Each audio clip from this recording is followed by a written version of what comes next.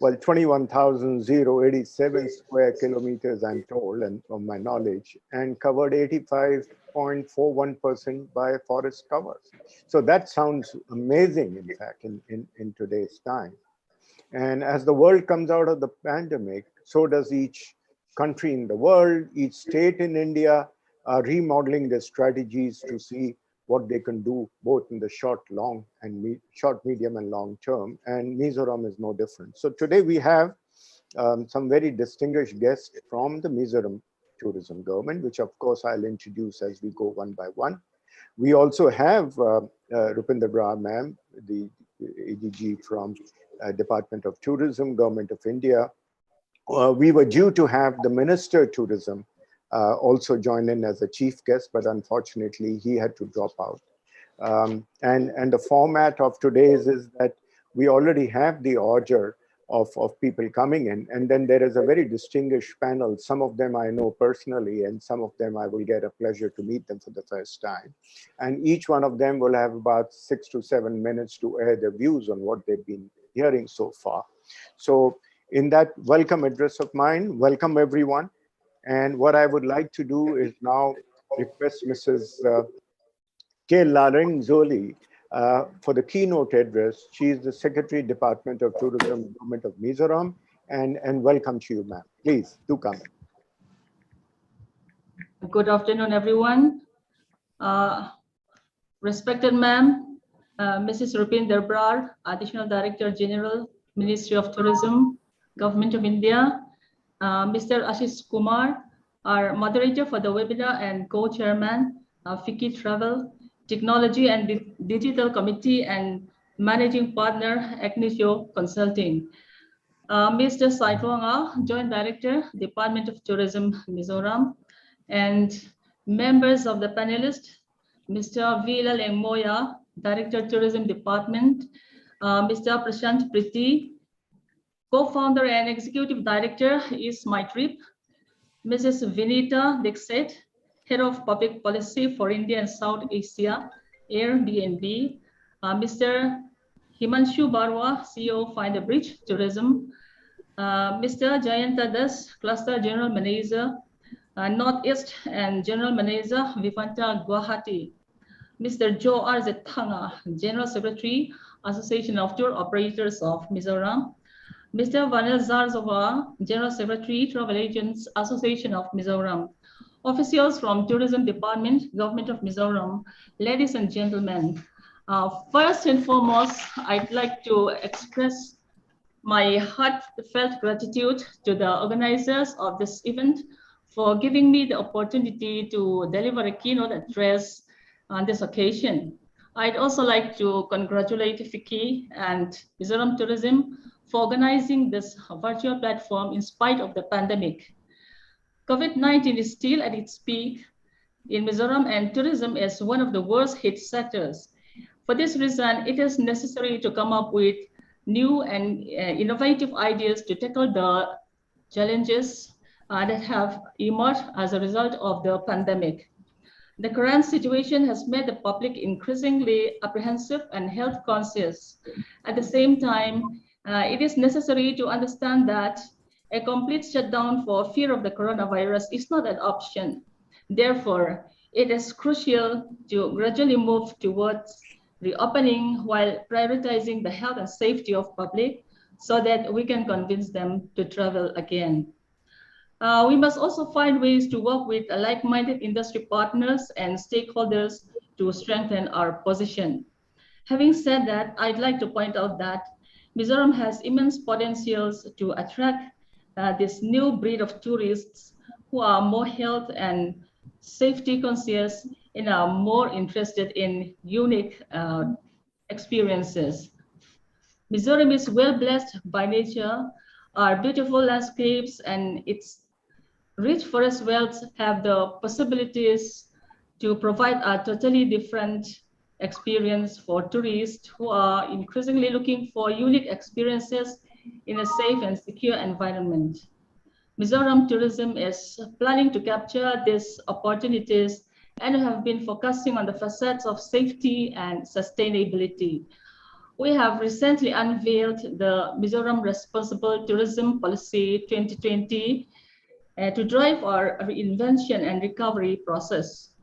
Our vision is to position Mizoram as a top safe and sustainable tourist destination in the entire country. I am sure that today's discussion and exchange of ideas and knowledge will be instrumental in helping us realize this vision. In conclusion, I thank the organizers once again and wish this webinar a grand success. Thank you. Thank you, ma'am, for your keynote address. And like I said, with abundance of flora, fauna, national parks, and wildlife, I think it makes, Mizoram makes a very good state for Dekho Apna Desh for strategy. And no better than Ma'am Rupinder Brar to come and tell us about that. I've been on occasions and pleasurably so, been on various panels with her and heard her speak. So over to you, Rupinder ma'am, for your special address and see how Mizoram fits into the overall scheme of things and strategies for Dekho Apna Desh, and of course, going forward for incoming tourism. Thank you, Ashish. And I can see you've laid the bait by saying Dekho Apna Desh, because I light up with those three words like I think no other words. So that's a smart strategy. And but always a pleasure to join all of you. I can practically, I can say all the people on the screen, I can call all of you my friends. And that really, pleases my heart like nothing else does. So I want to thank you guys, Vicky, once again for taking up a subject which is becoming extremely high priority, as it should in the ministry, for us to take up the development and promotion of tourism in the entire Northeast region. And particularly when we talk of Mizoram, there is so much to be done. And in that spirit, in fact, we were there in the Northeastern region. We were there in Guwahati for 2 days conference, which was led by the Honorable Union Minister himself, and the Minister of State joined him, both from tourism as well as culture. And we had line ministries. Shipping was the only one, I think, which was not there, because that was a dimension we felt that doesn't need work on right now. We probably will add them later when we are looking at more customized things around Brahmaputra. But this time we had railways, we had the roads, we had the civil aviation, we had donor, we had NEC, and we also had telecommunications come in. In fact, that was the Minister Sir's own idea. He says, you can't just be talking of connectivity in today's world and not talk of digital connectivity. And that's an area that really needs to be worked on. Now, why I'm only mentioning all this is that it puts in perspective the kind of priority that is being given by the government to the entire region, and how we need to take tourism forward, not only from the point of view of opening up the region for all of us and people from across the world to see the absolutely, I mean, how should we even describe the beauty of that area? I think the absolutely magnificent, beautiful areas of the Northeastern region. But also, very importantly, it's a huge employment generator. And it is also going to, in a long way, conserve and preserve the very unique and very special cultures of these regions. And so that's the idea of pushing everything around tourism. And in the 2 days that were there, the tourism minister from Mizoram was also there. And a lot got discussed in terms of what all we need to be doing. I'm extremely sorry today. I am a little out of gear. I'm traveling. So we got discussing on the logistics part of it first, and it was a very happy interaction which showed that there's so much happening in the area of roads particularly, and civil aviation. In fact, the Honorable Minister is himself working on making sure that the viability gap funding that we are working with civil aviation on is going to soon, he's exploring with the Minister of Civil Aviation that could we add more routes on the viability gap funding to be done by the Ministry of Tourism for priority areas. And definitely Mizoram is going to be a significant part of that strategy. In terms of roads, a huge thrust again happening. I wouldn't go into the specific details, but a lot of work happening. From the tourism infrastructure point of view, Swadesh Darshan currently, of course, still work in progress, but a lot of things happening. The projects got reviewed over there. And in Prashad, the Honorable Minister has recently approved a project along the sites that the state has suggested are very important from the pilgrimage tourism point of view. So lots happening in the ASI segment also for Mizoram. But in addition to all that, it was a very important segment that got discussed. And that's where, people like Vinita, I think you guys are playing and shall continue to play a significant role in terms of homestays and capacity building.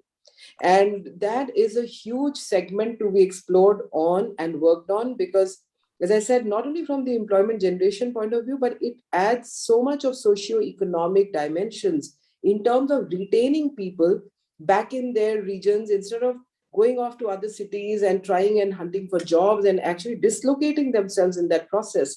So there is so much to be taken away from a segment of homestay. And from the tourist perspective, the kind of experiential learning that you are likely to get by staying with a local family, I don't think I even need to dwell on that.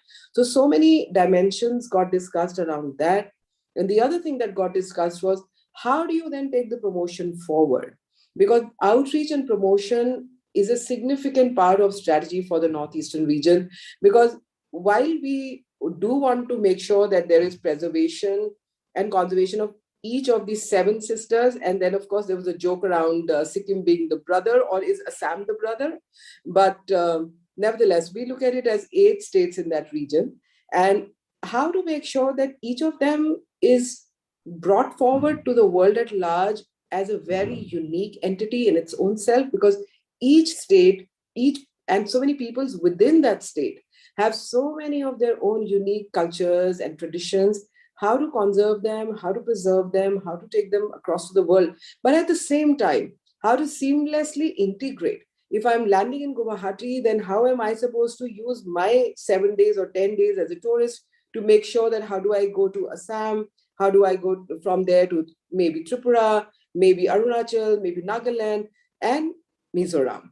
So that's another strategy that got a lot of discussion going on the second day as to what should be the promotional strategies look like. Do we really need to do these as integrated? And also, I am leaving these thoughts, in fact, with all of you also, that there is going to be a lot of push from us. And on my own personal level, I can say that I'm absolutely committed to taking the whole narrative of tourism, travel, and hospitality forward. So we, in fact, want to not only thank FICCI, but want to also entrust you with the responsibility of, we've created a small group within the ministry with some of the stakeholders, but we look forward to more suggestions where we can create small work groups around the specific verticals. Because if there is something to be done in the promotion vertical, if there's something to be done in the hospitality vertical, and I'm looking at Jayanta because he's here representing the Taj Group of Hotels. So people like you, people like Vinita, you guys need to be working with us on the narrative of the stay part of it, the lodging part of it, and also how the convergence needs to happen with the experiential part of the entire tourism story. So I think that's where we would look upon FICCI to help create dedicated work groups for NER with the people who are actually in NER or claim to have a lot of ability to educate us about NER. Because we definitely want to make a difference in the next few months, and it has to be a difference which is perceptible. So before we start making that difference, I think we would need to craft out effective work groups so that there is a lot of work done on the drawing board. The strategy has to be very clear as to where are we going, and then we deep dive and get into the trench and actually start working. So those are some of my thoughts, some of them random, because somehow every time that I think about tourism in NER, it just goes like that, because it brings out a different kind of a passion, because I think it is one of the most beautiful parts. Mizoram, of course, I was there for the ITM in 2019. And no, I was not there, but I was there, not there for that one, but I was there for the other one. I have not been here, ma'am. Yes.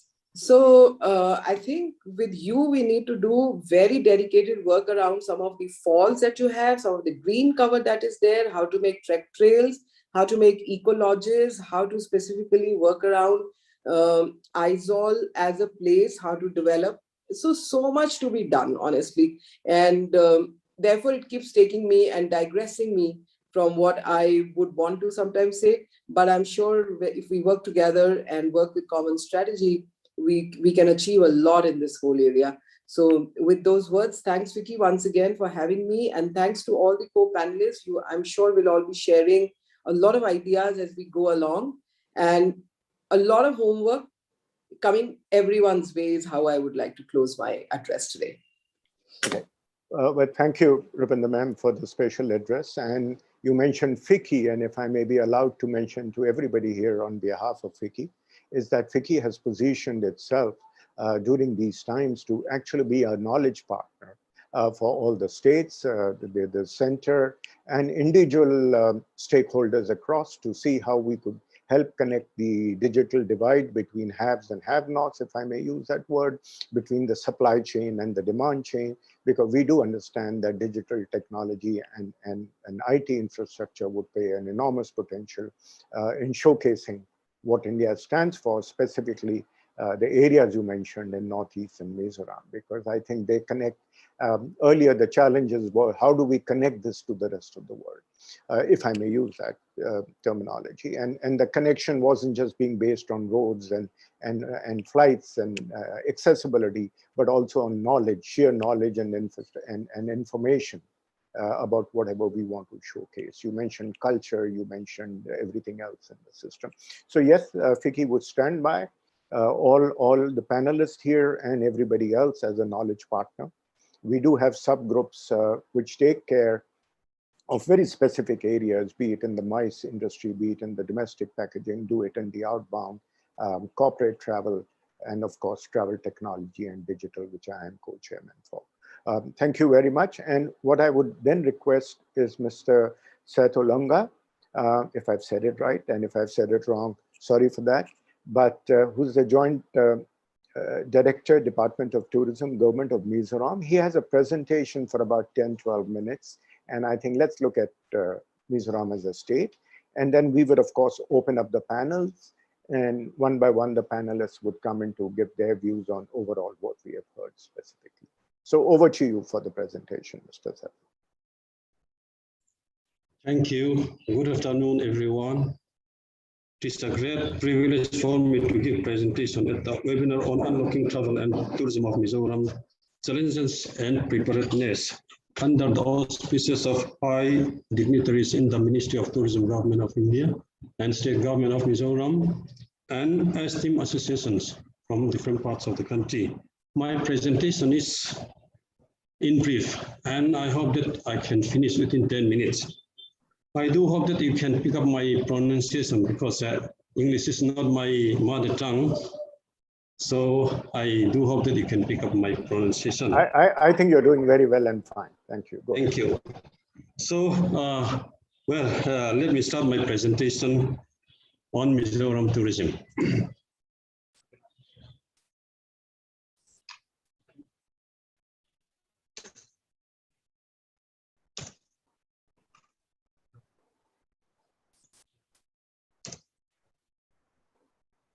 A brief profile of the state is highlighted below to understand the destination and perspective. 1. The total geographic area of the state is 21,087 square kilometers. 2. Mizoram has one of the highest forest cover in India with 85.41% its geographic area covered by forest. 3. There are 253 species of orchids, 300 species of medicinal plants. 4. There are 2 national parks and 8 wildlife sanctuaries in the state.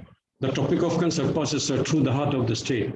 There are as many as 21 major hill ranges or peaks of different heights run through the length and breadth of the state. Mizoram has pleasant climate throughout the year, neither too hot in summer nor too cold in winter. Thus, it is an all-year-round destination. By tradition, Mizo have the spirit of hospitality as enjoined by our social code of conduct, which requires us to be hospitable, kind, selfless, and helpful to others. Therefore, tourists can have quite relaxed and tension-free holidays here. Mizoram is one of the most peaceful states in the entire country. 92.75% of the population are between the age group of 0 to 59 years, which implies a very high percentage of the population in the productive age group. Mizoram has a literacy rate of 91.58%, which is the second highest among the states in India. Tourism potentials of Mizoram. 1. Abundance of natural attractions. Mizoram is a land of scenic beauty, dotted with rolling hills, valleys, rivers, caves, and lakes. Mizoram is also in the center of the world's richest biodiversity hotspot, with rich and rare varieties of flora and fauna. The mountains and valleys, hills and rivers, exotic flora and fauna amid peace and serenity are invaluable tourist resources for the development of ecotourism, adventure tourism, and other forms of nature-based tourism. These are some of the pictures. Reakpi, the highest waterfalls in Mizoram, and some trekking route. And this is the pictures of some adventure item components: campsite at Dreieck, high rope course at Dreieck, river rafting at Simpipui.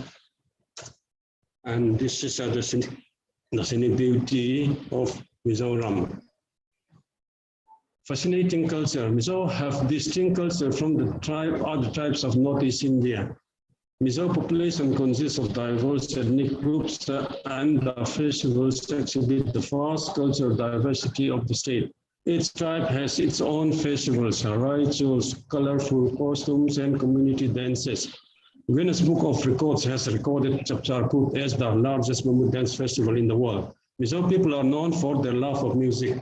Mizoram is fondly called the songbird of India. Mizoram has one of the best choirs in the country. This is a choir from Mizoram during Peace Space celebration. This is the celebration of festivals. This is the bamboo dance. Abundance of human resources. Mizoram has high literacy rate of 91.58%, the second highest amongst the states of India. Mizoram has abundance of smart, lively, presentable youths. Almost all speak English and some speak Hindi, trainable and available for tourism industry. Recently, in March of 2021, 83 tour guides have successfully completed tour guide training program organized by the Department of Tourism, funded by Northeastern Council. The state government is also currently undertaking a massive tourism awareness campaign using virtual platform by partnering with all colleges in the state to create awareness and interest in tourism among youths. Opportunity for cross-border tourism. Mizoram shares 318 kilometers international boundary with Bangladesh and 404 kilometers international boundary with Myanmar.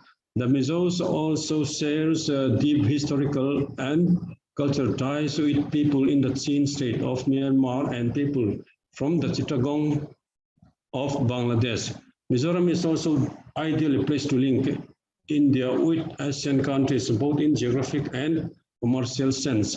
Mizoram is expected to be the main gateway and portal of the opportunities unleashed by India's Act East policy. Hence, we have huge potential to develop cross-border tourism. This is a lake in Myanmar, which is 5 kilometers from the border town. Niche tourism. There is a paradigm shift in the tourism market and a new tourism trend is emerging, which emphasizes on environmental and social sustainability. Mizoram has abundance of attractions for this new and growing breed of tourists who are interested in nature, culture, adventure, and wellness. The state government is undertaking responsible tourism initiatives and has notified the Mizoram Responsible Tourism Policy 2020, stressing on the facets of sustainability and responsibility. Efforts are being taken to develop and promote niche products like golf tourism and wellness tourism at Tenzol, adventure tourism at Dreieck, Muthi, Muifang, air sports at Tuirial and Serchi. This is a Tenzol Golf Resort. This is a wellness spa in Tenzol again. These are some of the pictures of air sports, hot air balloon, or hang gliding, paragliding, which was introduced during the Winter Festival in the month of December.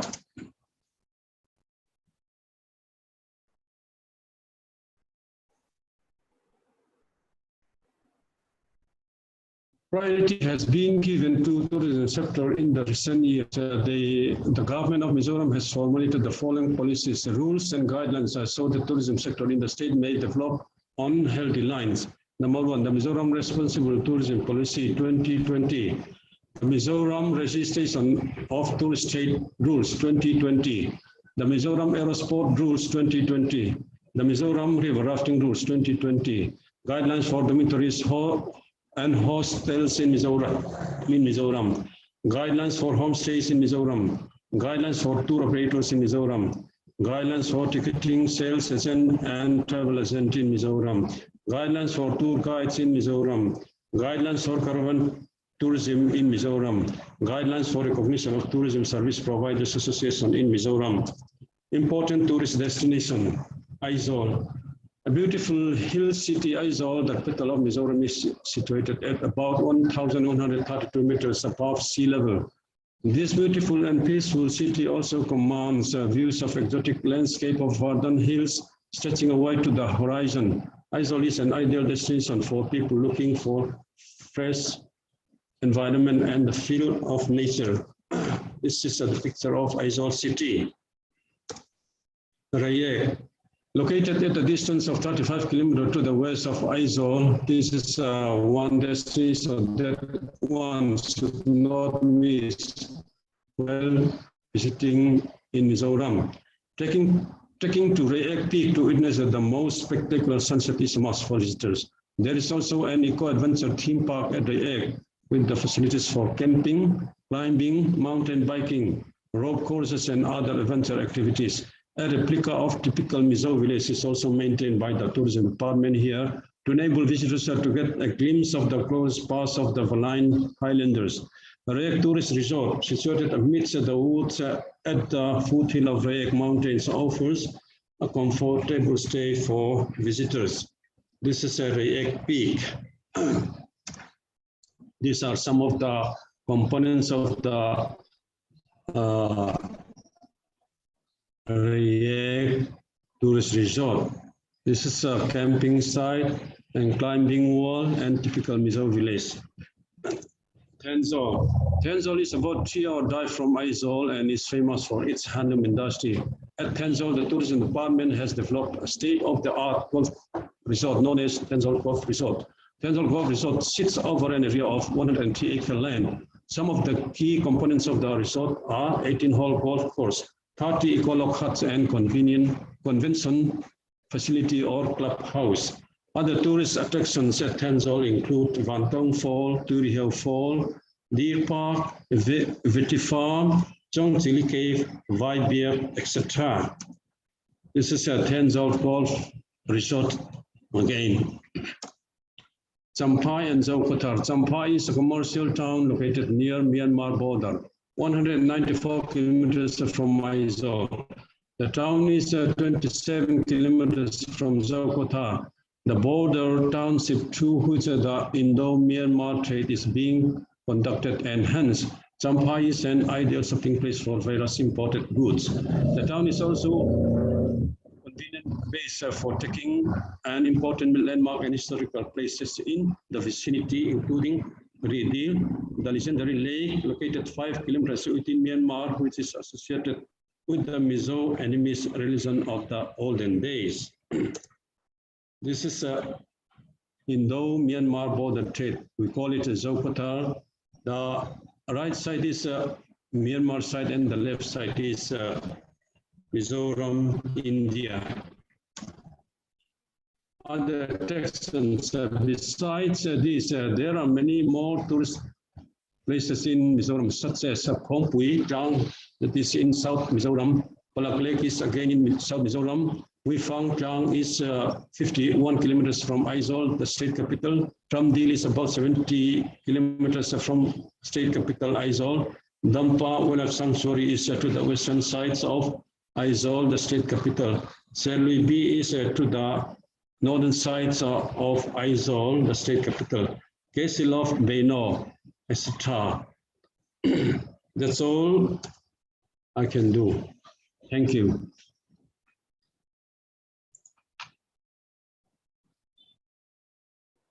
Thank you so much. I think that's some amazing information and wonderful visuals. And the important part, of course, is that having a pleasant climate throughout the year, it takes the seasonality factor away from Mizoram and challenges which go with seasonality.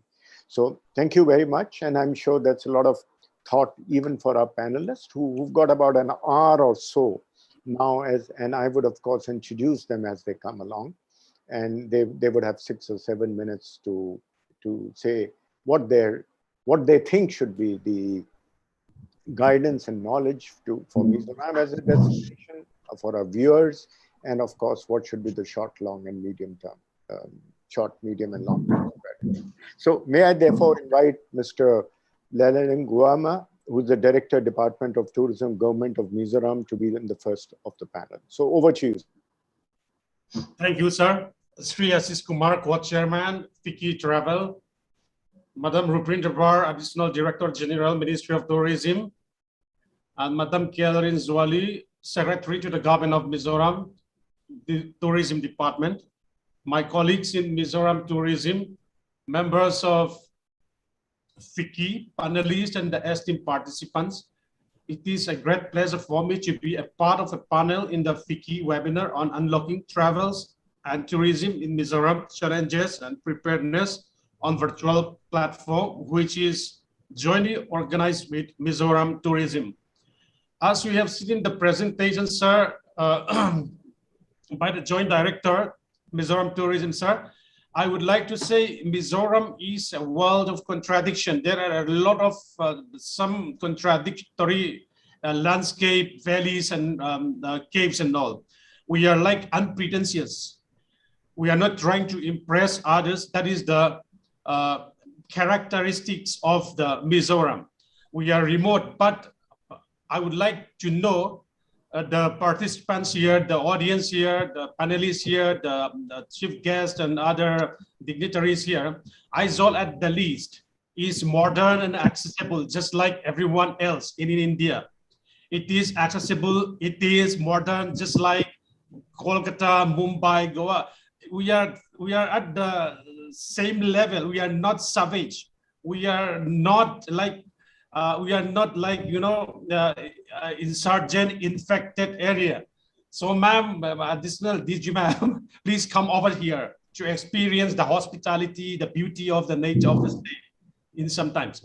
So Aizawl at Delhi is modern and accessible, just like everyone else. And Mizoram state is crammed with rolling hills that the presenter has said, that rolls across, like hundreds of miles, covered mostly with lush green forests, dominated by very large areas of bamboos, teeming vibrant wildlife, sheer cliffs, and serene lakes and waterfalls. So Mizoram is unfamiliar to most of us Indians. This is not very fair because there is a lack of information, absence of information provided for the tourism in Mizoram. But the Ministry of Tourism has rightly said that Mizoram is paradise unexplored, untouched, hidden from the mass tourists with unlimited adventure. So I would say Mizoram is like paradise unexplored, very hidden from the mass tourists. So that's why we called our tagline Mystical Mizoram, a paradise for everyone. So as you see, they used to say, you might be hearing this. There is no sightseeing Mizoram, so don't go to Mizoram. So there is nothing much to do in Mizoram, they would say. But actually, there is too much of it. There is too much of it if you look in the right places. If you are looking for a quiet and carefree, getting up close and personal with unique folklores and experiencing a dramatic sea of morning mist unfold, it is your destination worth your while. So I feel Mizoram sadly does not make into many tourists travels bucket list due to the lack of information, as information is vital for promoting tourism, particularly in a state like Mizoram. So I would like to extend my warm invitation to all of you here to pay a visit to Mizoram at least once. Dekho apna desh, vocal for local, at least once. That will certainly make a place not only in your travel bucket list, but I'm also sure that Mizoram will stay. The name of Mizoram will stay in your heart forever. I can promise that. You can feel our hospitality, you can experience our happiness, you can feel our nature. So there are a lot of things to do in Mizoram. With regards to the state's tourism infrastructure development, I would say that Mizoram tourism infrastructure has been marked by constraint of, constraint of finance, funds and unavailability of funds in the state's tourism department's budget. We have a mere 10 crore budget, 8 to 9 crore budget.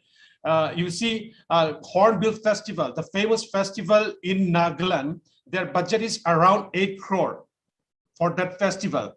So the entire budget of tourism Mizoram is only 8, 9, 10 crore. So it's quite difficult to take off the tourism in Mizoram, especially during those times, actually in the COVID time. So, but with liberal funding from Ministry of Tourism, Ministry of Donor, and the Northeastern Council, Mizoram has still made a great stride in promoting and developing tourism and in its infrastructures, even though we used to say Mizoram tourism industry is still a nascent stage. So Mizoram tourism is still a nascent stage, we would say, but we still made a great stride in promoting and developing the state's tourism due to the liberal funding from Government of India, Ministry of Tourism, and Government of India, Ministry of Donor, and the Northeastern Council. Infrastructure-wise, I would also like to tell you that we have presently 69 numbers of tourist lodges under the government. Some of them have been outsourced to private players, tourism service providers such as hoteliers, restaurateurs, tour operators, travel agents, and homestay operators have been encouraged to get involved in the Mizoram tourism industry. We have 72 numbers, ma'am. Additional DG, ma'am, please note, please also note we have only only 72 numbers of private hotels across Mizoram, out of which there are around 608 beds. We have 8 private approved tour operators, 41 travel agents, 13 private homestays, and 77 rural homestay units sponsored by the state government. So this is the status. This is the picture of the whole of the infrastructure status, the pictures of the infrastructure in a nutshell for the state of Mizoram. And luckily, with the funding from the Ministry of Tourism, we completed Swadesh Darshan project covering the state-of-the-art, as the presenter has said, the state-of-the-art Tezo Golf Course and Resort, Wellness Center, and Adventure Theme Park in Rayek, and there are many eco-adventure components which are yet to be completed under Swadesh Darshan 2. So Ministry of Tourism recently sanctioned for development of Aizawl Convention Center, which will take a lead in the first ever MICE tourism in Mizoram. This is a very big project, almost 40 crore. So this is a very big project, and this will be a very good initiative for the MICE tourism in Mizoram, the first of its kind. And then I would also personally like to thank Madam Rupinder Brar, Additional Director General, for her personal interest in our submitted project on Prasad, which we received approval letter today. Madam, I, on behalf of Mizoram Tourism, extend our sincere thanks to you, Madam, and your team. Thank you very much, Madam. Thank you, Antol, for so much. Thank you, ma'am. So you see, Mizoram Tourism, Ministry of Tourism is the main source of funding for the development of tourism infrastructure in Mizoram. And then next, I would like to talk about is the recent initiatives in the state government. As I said earlier, Mizoram the Mizoram tourism industry is still in a nascent stage. As I already mentioned that we are already 37 years old. Last year, we notified responsible tourism policy, which covers wide ranges of tourism development, promotion, skill development, HRD, protection of tourism service providers, protection of women and children, protection of ecology, biodiversity, flora and fauna. This policy is comprehensive, all-inclusive, and pro-poor. We also notified Mizoram registration of tourist trade acts and rules, aerosport rules, river rafting rules, and many more guidelines and standard operating procedures pertaining to our tourism industries. So in order to promote, having said the responsible tourism policy, and in order to promote responsible tourism, we started responsible tourism initiatives into villages as a pilot phase, which will be eco-friendly, cost-effective, and beneficial to villagers. I would also like to mention for the first time it was already presented there. We had 83 numbers of certified tour guides. Which is at state level. We still need improvement. We need to have at least some regional level tour guides. So right now we are really satisfied with 83 tour guides, which was conducted by the tourism department, which was funding from the Northeastern Council. We also thank the Northeastern Council for their liberal funding on the training of tour guides. Regarding continuing on the Mizoram responsible tourism policy this year, earlier, this policy was notified only last year, and due to COVID lockdown, all the restaurants, homestays, and hotels and the accommodation units were shut down. I would say were closed on 23rd March 2020 till date. Till date, in a sense, there are certain the government is lifting certain level of restriction, but much progress has not yet been made on taking up the responsible tourism initiative. So that's, as I said, we started only the entry point activity type, the entry point activity into villages as a pilot phase.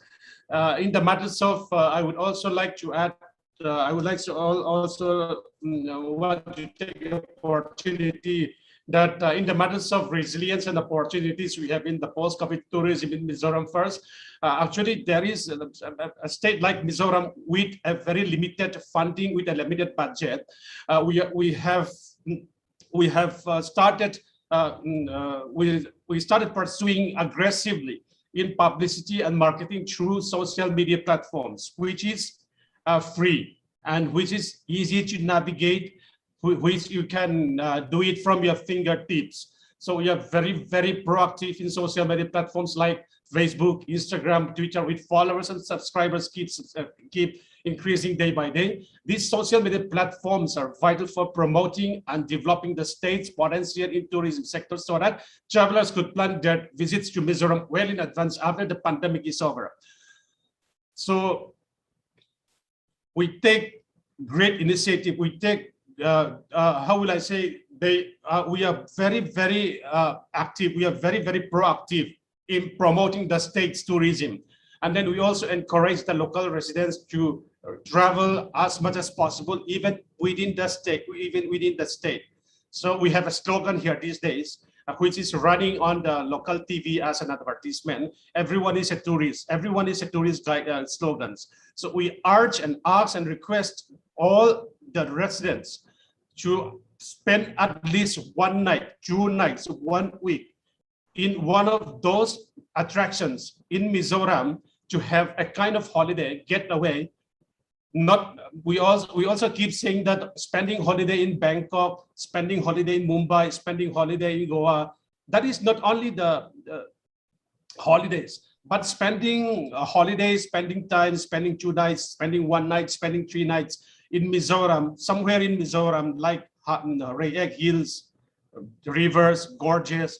That is also, we call it holidays. So we ask residents to promote local tourism so that everyone is a tourism ambassador. That is our slogan these days we have. Through the feedbacks and experiences from those people, tourism in Mizoram could be promoted in a larger scale to the outside world. So, I feel that digital technology is another area that deserves attention. We need to emphasize the important role of technologies such as virtual reality in holding tourist interest during the lockdown and as a source for data to inform planning and decision making. Technology will continue to play technology, any technology, a kind of technology of WhatsApp or any kind of technology that will be continue to play growing a role in the long stay tourism as more people seek remote and telecommunicating options. So we are taking very proactive role in promoting the state's tourism sector as much as we can, even though we cannot do much big. We started with a little. And speaking on challenges to tourism in Mizoram, the first challenge I would like to point out is that perception of the tourism among general masses. As I said earlier, tourism is still in a nascent stage. We are still in an infant stage, even though we are 37 years old. We need to give greater and wider awareness among the public on how tourism could be a life changer for entrepreneurs, rural communities, or educated or uneducated youth through social mobilization and community participation. This is the basic idea behind our much talk about responsible tourism policy, where benefits would go to villages directly. That's why, in order to revive, in order to survive, in order to revive the industry, in order to make afloat this industry, we started having webinar series covering 40 series, and then we'll be completing 10 or 11 series right now. So people are very much appreciative of this our webinar series. We started with college students, most of the college students, and higher secondary schools and all. So general population is still not aware of how tourism can change the economy of the state, of a village, and of an individual. Secondly, I feel that governments should have the right approach involving all the stakeholders, such as tourism service providers, local communities, village councils, and local NGOs. So there has to be a detailed study on tourist footfall for a particular destination which is being developed as a tourist destination or attraction. So detailed research, a thorough research must be done before taking up any tourism development initiative. And there are many things to say, but thirdly, encouraging local residents to promote tourism in their best selves. It is not only the government that promotes tourism, but residents are also have responsibility in promoting tourism. We take this pandemic as a blessing in disguise, where we keep encouraging local tourists to visit as many places as possible in the state and promote their visits in their social media handles. This has a direct impact that even the locals or outside all the non-locals are not even aware that there are many exotic attractions and offbeat destinations in our state. So I will not talk much about the role of social media and the power of social media, but we cannot ignore those social media. And another area that I would like to point out is the matter on the attractive tour package. That has to be done by the state government in consultation with the stakeholders, like the tour operators and travel agents. The tour packages has to be concise and precise. We should know our target groups, our target audience, such as whether we are targeting the families, children, or millennials, or the boomers, or the Gen X or Gen Y, or business travelers and such that. And then we should understand our audiences and their needs. That is what I feel about the matters on attractive tour packages. And homestays are not much very popular yet. It is a new concept. It is a new concept in the sense, though we have 77 state-sponsored homestay in different districts, they are still lagging behind. They need hand-holding, like how to welcome the guests, how to make reports, and there are a lot of things to do to develop and to institutionalize homestay in Mizoram. So we still have a long way to go on that field. Coming to way forward and preparedness as a tourism over the world is the hardest hit sector and the first casualty and the last to recover. A state like Mizoram, even though not very popular among the mass tourists, could be a preferred destination due to its remoteness, its calm and peaceful environment, because peace is of course one of the main factors that contribute to flourishing of tourism. If you look at those places with highest tourist footfalls in the world, those countries are always peaceful with high HDI. So Mizoram, though economically backward, it is one of the most peaceful states. I would say the most peaceful state. So it is an ideal and perfect place to spend your holiday under a peaceful environment. And so it is calm and peaceful, free from hustle and bustle of a city life, and free from social commotion. However, I feel that there are many things that need to be looked into before welcoming the tourists in the state. And I would also like to say that we need to beautify, sanitize, and whatever we have, be infrastructure to attract tourists in the post-COVID. Private players, hotels are fine, but tourist lodges under the state government need to be made presentable to the state government, to the tourists. So, and secondly, we also need to formulate tourist-friendly standard operating procedures in the wake of lockdowns due to COVID-19. Though there is the partial lifting, partial lockdown, I would say partial lifting of the restriction, hassle-free environment is a must for tourists.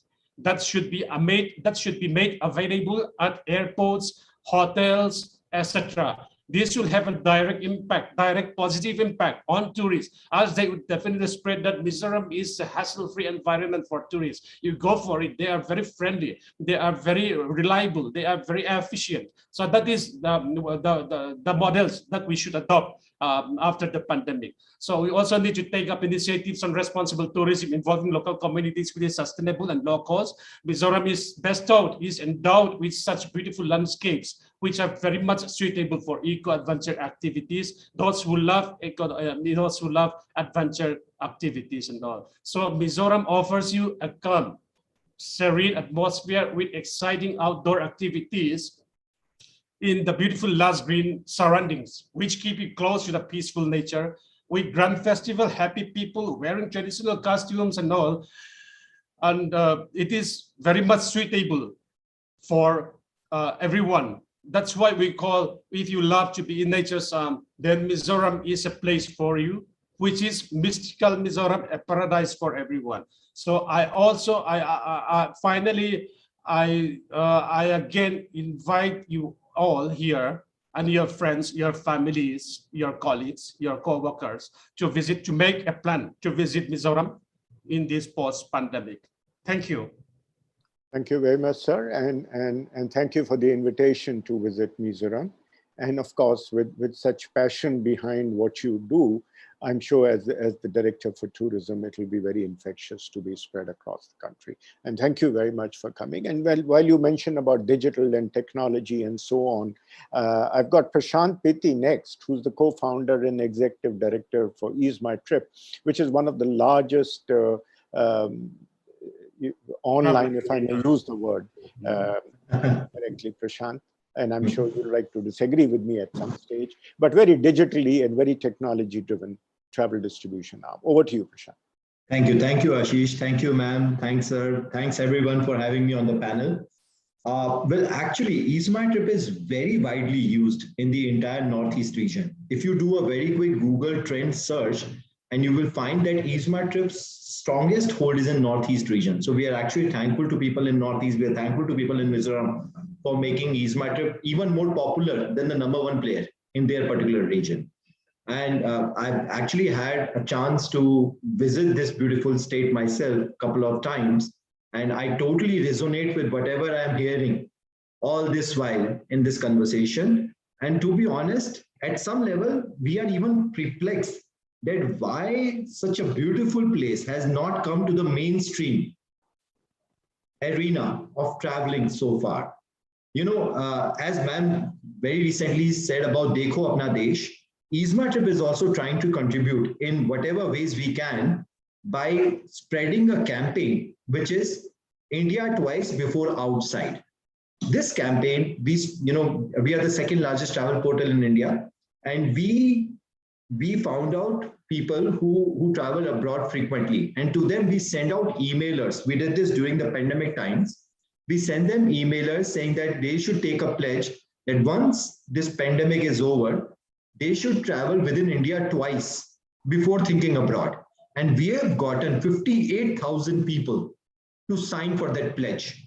And in that pledge, we actually highlighted the places where they should visit. And of the about around 450 odd places which we recommended, around 30 of them were from Mizoram. So I remember very clearly of reading about all those places. And, you know, at many level, I have seen some by myself, and some I have seen as an image, and it just makes me amazed that how beautiful the place is, and it's yet to become a mainstream location. Talking about, you know, the promotions related to a particular state, we look forward to partner with the tourism board. Very recently, we have done a special marketing, you know, we have gotten into agreement with the tourism board of Assam, which we are going to implement. So there are a lot of learnings from there as well, which we could utilize. And I look forward to hearing more from the esteemed panel later on as well to talk about it. You know, as we can talk a little bit more about Mizoram right now, I mean, each of these 7 sisters, as they call, are very unique in their identity. They all have very separate characters. And all these characters can come out extremely well if it is portrayed well in the media. And, you know, the hospitality is top notch. I remember somebody saying in the panel as well, the hospitality of the Mizoram, the rich diversity, the vibrant culture, the cuisine, the heritage, everything just stands apart. All we have to do is use that as a theme to celebrate this particular location. And then we also have to come out of the main locations like Aswal, right? There's so many other beautiful locations, Mehmet, Kosavi, and others, which people should see, and we should get their attention to talk about it.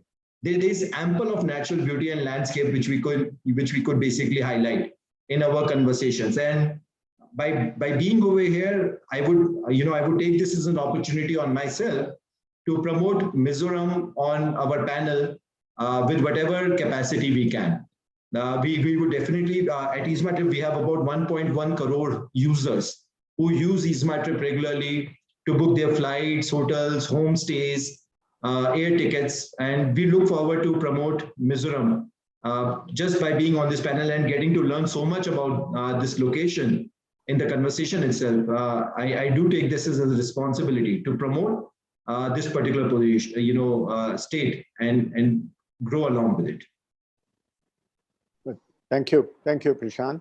That's again, very well articulated your thoughts and emotions behind it. And we've talked about homestays enough, I think. And one of the challenges we've all felt in homestays, of course, is the uniform rating across the country to be able to put them across. And not only, and this is for Rupinder ma'am, not only homestays, but ratings for various service providers, be it even cabs and cars and buses and coaches. There has to be a uniformity of ratings for service, which is then available perhaps in a private partnership or a government partnership to all users. But over to Vinita Dixit, who heads public policy at Airbnb, and nobody better again than Airbnb to talk about communities and homestays. So Vinita, over to you. Oh, thank you so much, Ashish. And thank you so much to FICCI for inviting me to participate in this webinar. I have to confess, there are only 2 places in India that I have not been. One is Mizoram, the other is Lakshadweep. And I hope to remedy that situation very, very soon. And can I just say, from a pure birder's perspective, the endemic bird species that you have in Mizoram, not found anywhere else. So please promote wildlife and wonderful flora and fauna that's there in Mizoram, not found anywhere else in the country. And I hope to be in Mizoram very soon. Airbnb, most of you know, with about 4 million hosts across 220 countries and region, and more than 900 million guest arrival, we are in a unique position to see how travel is changing, and a lot of our fellow panelists have talked about it. At our end, what we are seeing is our fundamental shifts in travel as people become less tethered and more flexible. So the lines between travel, living, and working are blurring. And I think here is an opportunity for a place like Mizoram, right, to position itself to all these millennial travelers or staycationers or people who believe in work from anywhere. Many of them are making beeline to Goa or Himachal or Uttarakhand. I see no reason why they can't move to Mizoram, go to a place where they've never been before. And the quality of life in Mizoram would be absolutely fantastic. Post-pandemic, we do expect a travel rebound, unlike anything we've ever seen before. We've seen some horror photographs coming out of Shimla and Uttarakhand. I hope that we'll be able to remedy that situation. But I think it shows a pent-up demand, pent-up desire amongst people to explore our own country and to move out and travel more.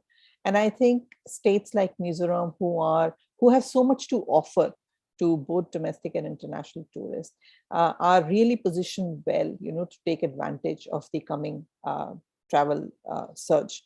I would say that online platforms are uniquely positioned to help entrepreneurial posts. Prashant spoke a little bit about this.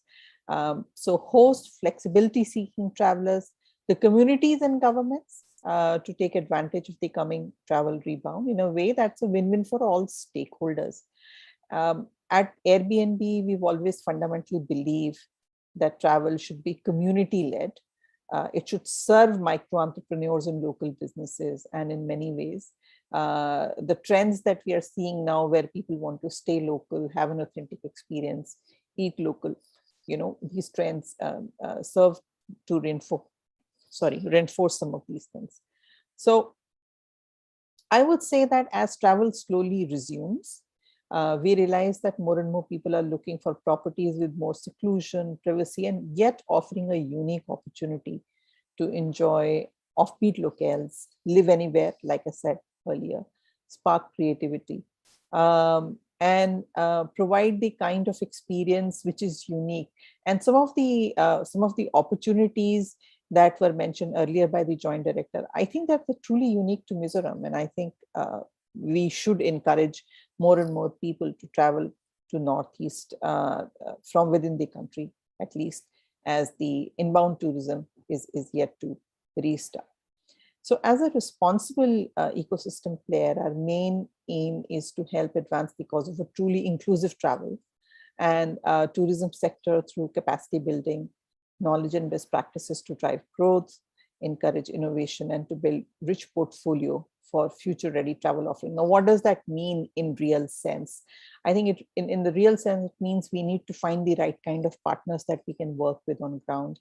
And I'm very happy to say that in India, we work very closely with both central government and state government agencies. So in central government, I'm very happy to say that we have an MOU with Donor. We also have an ongoing MOU with NEC. So just wanted to say that anything that we can work through Donor and NEC to develop tourism further in Mizoram, we'd be very happy to do that. We also work very closely with state tourism departments, and we have MOUs with states like Maharashtra, Gujarat. 2 years ago, we did a MOU with the Nagaland government to promote the Hornbill Festival and ended up creating 150 new listings. So we believe that the MOUs that we do with state governments do bring a lot of value to the state government in creating new places where people can find new places to stay, new experiences, so experiencing what the state has to offer in a unique way, and also build capacities of local hosts to generate income, and ensuring that the community where tourism is happening is also benefited. One of the other things that we do is we work very closely with some of the leading civil society organizations. So just a couple of examples I want to share with you. The first one, of course, is Seva, and Rupinder knows very well about this. Very recently, we expanded our Seva partnership in Ladakh to support tourism ministry's efforts there to rebuild tourism in Ladakh.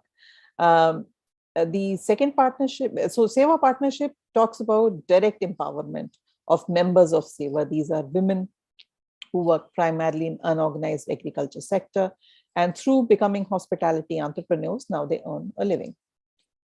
The second partnership I want to highlight is focused at showcasing what India has to offer culturally. So our partnership with Sahapedia is a case in point.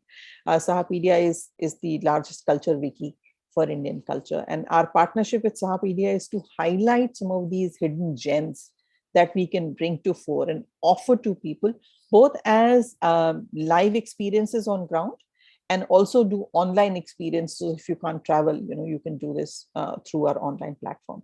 And finally, the Digital Empowerment Foundation, with whom we partnered to train 15,000 women across 8 states to become hospitality entrepreneurs. And why are we focusing so much on working with state government, central government, and these third-party organizations is because we believe that, as it was pointed out earlier, that the adoption of technology and digital infrastructure is going to shape the future of travel and tourism, right? It'll drive affordability, sustainability, as well as reach. And alternate accommodations, as they're called, whether it's homestays or farm stays or vacation rentals or caravan travels, whatever name we want to call them, can be a game changer in promoting tourism, especially to lesser known destinations. And the online platforms can play a significant role in promotion of homestays.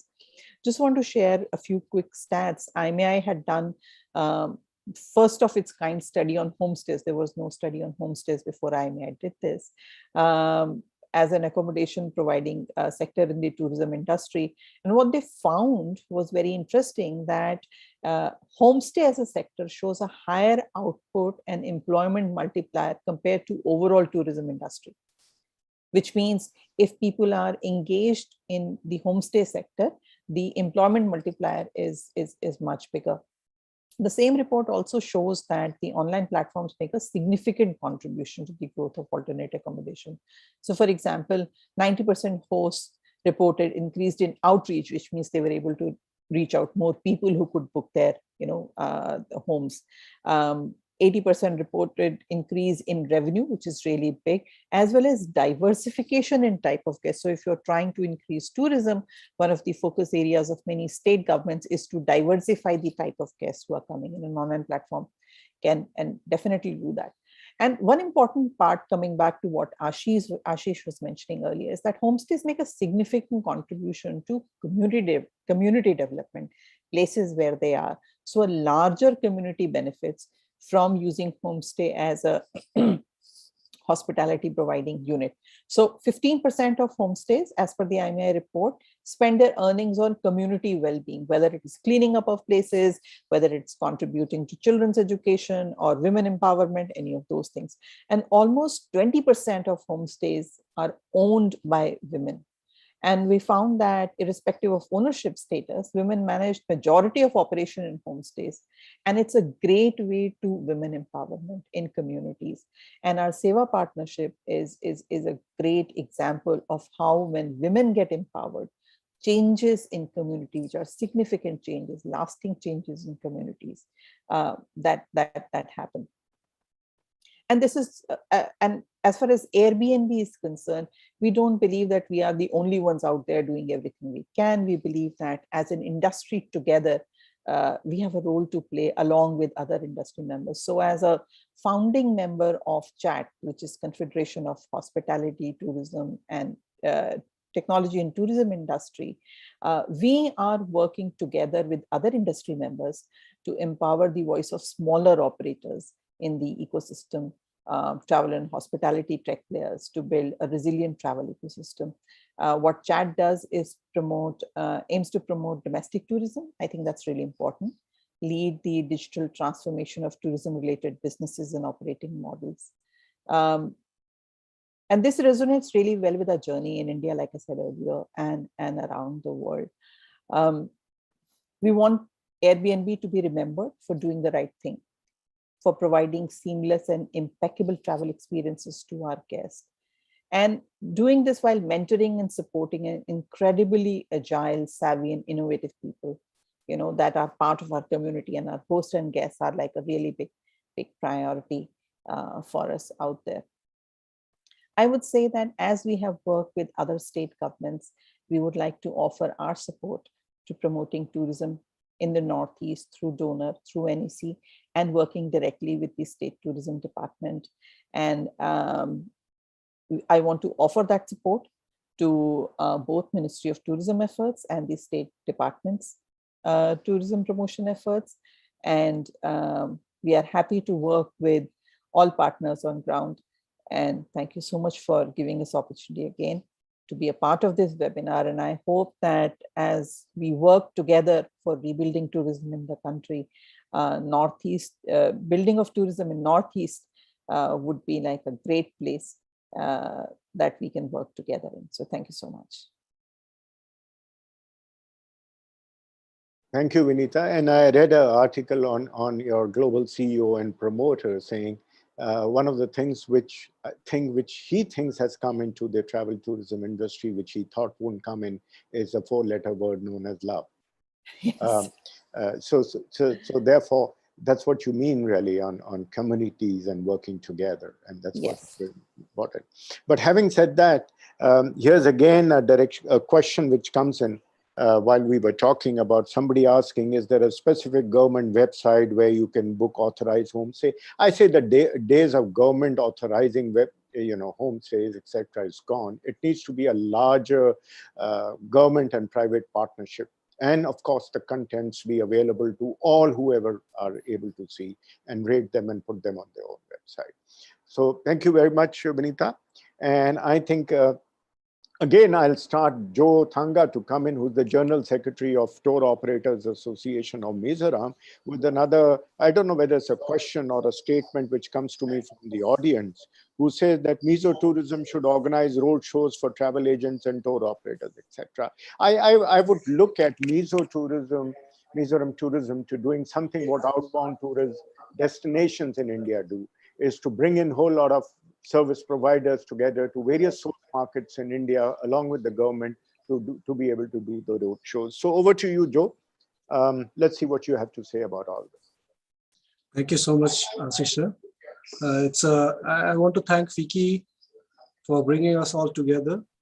And I want to thank Ruperinder ma'am also for her dynamic presence to bring up tourism in the Northeast. She's doing a wonderful job. And we are very lucky that today, like Vinita ma'am from Airbnb has just said that we met together, I think, in NEC meeting last year. And we did, sir. We met there. Yes. We have to do a lot of capacity building for homestays here locally. So I think we are going in the right track now to build up these places. A lot of birding, she mentioned about birding tourism also. With my friends from the tour operators, we do a lot of birding trips also. Like a lot of, birds we get here, like the blight strogopan, and our state bird is the Hume's peasant. So everybody we get a lot of, inquiries about birding tourism also, and we do take care of it. Yes, regarding what Ashish had just mentioned about tourism website or providing the service. We have come a long way now. We're trying to get across to get a lot of tourists. But as you know, there are so many challenges posed by COVID-19 and the containment measures such as lockdown to the tourism industry, as our director sir had already mentioned, So these advisory issues issued to the tourists by the government have further added fuel to the fire, resulting in a decline of revenues, where we are just starting to build up tourism in Mizoram. Now we have gone a lot of way back, suddenly from tourism to non-tourism mode at once. So the tourism industry, the stakeholders, the tour operators, travel agents, the hotels, tourist lodges, homestay, car rentals, tour guides, like we are all facing, we have moved on to the non-tourism mode. So this has, increased a lot of, unemployments in this sector. So which will also reflect in the number of tourist visits in the coming years, we guess. But let's hope the segment of tourism industry build up and we go ahead from here.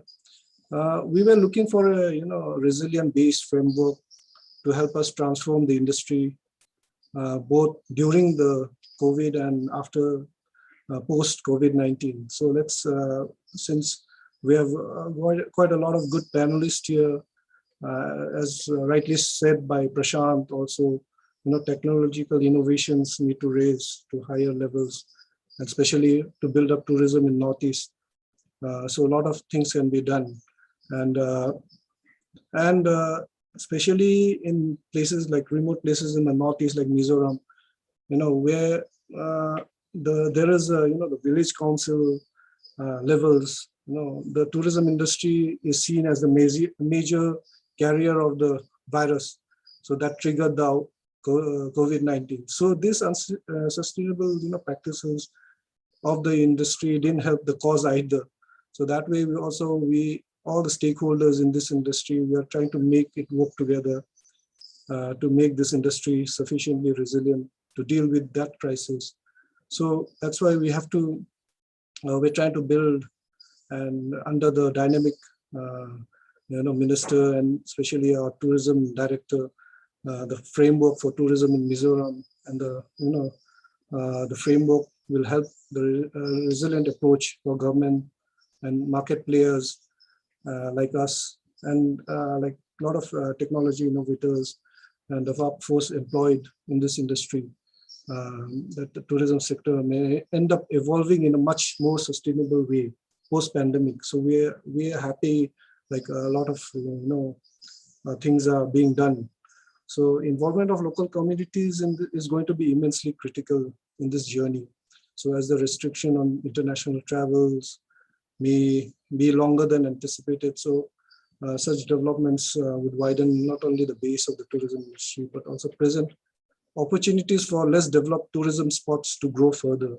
So that's why large-scale tourism players would need to reboot to survive in post-pandemic times. But small players, like small-scale players, certainly can emerge victorious and ensure the well-being of the society at large, while also facilitating sustainable tourism. Because at present, Mizoram, we can't hold a lot of, we are not in for a mass tourism. So that's why we can facilitate a lot of sustainable tourism in those places. So I'm happy for this webinar, and I'm happy, I met Jayant sir just recently at Radisson Guwahati during the Chief Minister's Conference. And since he's here, you can also look after, the tourists, the Tenzol golf course we have, so that the Indian hotels, like the Taj and all, can have a look at it and try to work a way to bring this, under their banner. So we can also work on that way. So let's hope and pray we get a long way and we come out victorious in this post-pandemic. Thank you so much.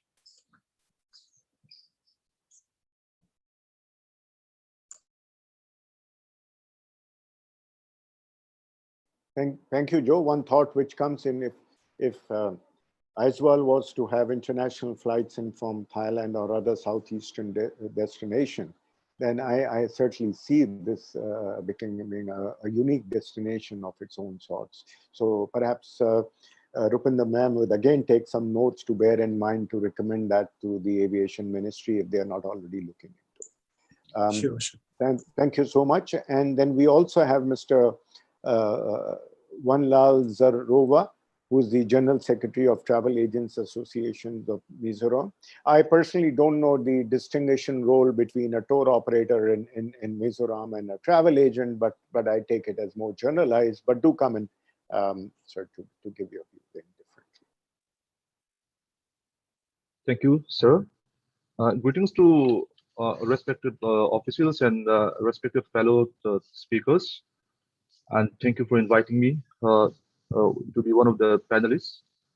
And as we have only 6 to 7 minutes, so I will not take long. So I will not talk about the tourism, Mizoram tourism, and the places of interest and the types of tourism. I don't talk about it. And then I will talk about as a travel agent, the stakeholders context. And I think, and I believe as a stakeholder, I believe listening more suggestions and ideas from other speakers would be much beneficial for us. In fact, we have seen so much progress in Mizoram tourism over the last couple of years, and and as stakeholders, we witnessed that the Department of Tourism has put a lot of efforts to promote tourism, and also they work very hard for the betterment of the stakeholders, including the travel agency and the tour operators, and I would say that they have done a tremendous job despite the pandemic. With the initiation of the department, government recognized association like Travel Agents Association and the Tour Operators Association was established. Which was the Travel Agents Association was established in the year of 2020 April, which is very great for all the travel agents in Mizoram. So this is the first time in Mizoram, and in fact, the world is facing an unprecedented health emergency with COVID-19. So the tourism sector is the most hit sector, as we all know. So it is a time to gear up and move forward with new normality. Otherwise, we don't know how long the pandemic will exist, and it will take around. It's probably around 2 years, and we have to move forward despite the pandemic. As a stakeholder of Mizoram tourism, I understand that the impact of COVID-19 in Mizoram tourism industry. So there are many travel agents who has been closed down their shops, their offices. They don't have other choice other than close down their shops due to pandemic. The impact is so hard for the stakeholders also. And the important thing is, where do you go from here? That is the question that we should ask ourselves every time. And we have been locked down for many months. And if I'm not mistaken, Mizoram is made the record of the longest lockdown among the states in India, which is very, very bad for the businessmen, the stakeholders. The lockdown is not solving our problem. We cannot lock down forever, so we have to move forward. And I have several points that I would like to request and draw the attention of the authority for the interest of making betterment of better tourism industry in Mizoram. The first one is those tourists who got full vaccinated and full vaccination certificate and RT-PCR negative result to exam on at the time of arrival. So now the process is they have to go through the test again, even though they have the negative test result of RT-PCR. So that can make a bad impression for the tourists, for those especially who prepared themselves before their travel. So I would suggest that testing COVID red tests have to be cancelled. And the other thing is regarding cancelling of ticket due to COVID-19 is difficult. So actually, the ticket is cancelled without prior notice due to COVID. So the getting refund is very difficult, especially from Air India and Go Air. That's the problem we have as a travel agent. So the last point is a simple request to the Department of Tourism to put simple contact numbers of only the government recognized travel on appropriate hotels or tourist lodge and golf course and other places of interest. So lastly, I would say now the world is facing, as I have already mentioned, the tourism worldwide rebooting is happening now. It is the stage of rebooting. So Mizoram is on the same page with Sikkim and other states. So it is the golden chance to move forward and it is the time to gear up and move forward in a better way. So, and I would like to take this platform and as an opportunity to know Mr. Prasen Piti, the co-founder, is my trip, as we are in the same sector. And I feel so glad that I'm one of the panelists of this webinar. Thank you. Well, thank you. And you mentioned Prashant, and perhaps you can draw some aspiration from the thought. He mentioned that out of the 59,000 or so people who responded, a fair percentage of them were actually from Mizoram. So therefore, Mizoram does have the potential to become a source market on its own for travelers who travel outside the state. But nevertheless, there's also the scheme of travel twice within the state before you go outside. So all combined, I think if you look ahead, if you look positively, I think you will be able to, as Travel Agents Association, be able to benefit your members across. But thank you very much for coming in today and participating. And Himanshu Bera, who's the CEO of Find a Bridge Tourism based in Guwahati, may perhaps look at it from not an external perspective, but perhaps a neighborly perspective of a state which is nearby. Go on, Himanshu. Yes, sir. Hello, everyone. Good evening. Thank you to Mizoram Tourism and FICCI and everyone over here for giving me this opportunity to speak on behalf of this webinar, and and giving me this chance to speak on this important topic as well. Thank you to Rupinder ma'am and everyone over here. So I would like to just say some of the very important points that how we can work on the rebuilding and recovery concept of Mizoram tourism. But before that, I would just like to say thank you to Mizoram Tourism that recently we have been doing Mizoram Tourism and Incredible India, which recently we have been doing Northeast Photography Awards, because we have because photography is a very important part of tourism. If you want to develop a tourism of any state or any place or any destination, photography is a very important part. So I'd like to thank Incredible India and Mizoram Tourism for helping us in this photography award as well. But apart from that, I would like just to take out very important thing that we have, since after the post-pandemic lockdown thing happened, so it's been a very big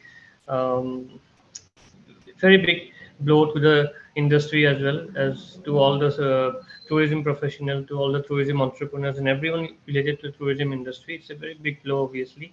So but we have to look in the positive side, obviously. So we have recently done lots of projects related to the recovery of tourism industry in Northeast India.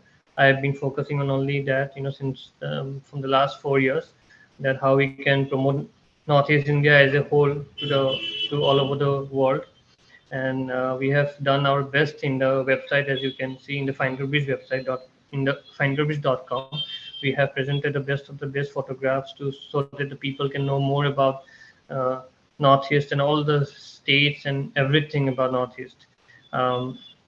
Apart from that, as we all know that in the year 2020, Mizoram has been awarded as Mizoram has been told as the happiest state of India. It has been awarded as the happiest state of India. But it's one of the most unique states in the entire nation. It's one of the most peaceful states and it's very incredible, obviously, as I have been doing lots of research on Mizoram since the last 4 years. But since the topic of the webinar that how we can unlock the tourism potential of Mizoram, but here I'd like to just say a few important things. I would like to just inform you that if you are not aware of that, we should always know more about this thing. Firstly, is that Mizoram has a very huge potential of cave tourism. So because there are lots of caves are there, very unique caves are there in Mizoram. So this cave tourism concept is going to be a very important thing in Mizoram. Apart from that, the Mizoram tourism government is working on golf and sports tourism as well. So there are lots of important resorts have been built recently. In golf resort has been built. So this thing is very important as well. but my personal recommendation, my personal viewpoint is that this cave tourism is have a very higher structure, very high um, potential in the place of Mizoram. So as we can all know that there is one more very beautiful place in Mizoram. This a very beautiful rock formation marvel, which is called as the Castle of Beno. It's in like Saiha district of Mizoram. So if you Google up Castle of Beno, you will just get to know that this is something very incredible. This is something one in entire India, I guess. It's very unique, and it's very beautiful, and it has lots of tourism potential as well.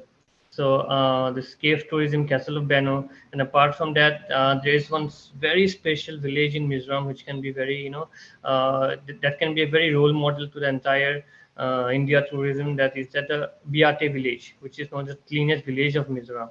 So these villages have been practicing sustainable tourism, responsible tourism, eco-tourism from a very long time, actually, in their own way, in their own traditional way. So this is a very good example. We can learn a lots of things from the people of Biate village, and we can learn a lot of things from that, from their tradition and everything.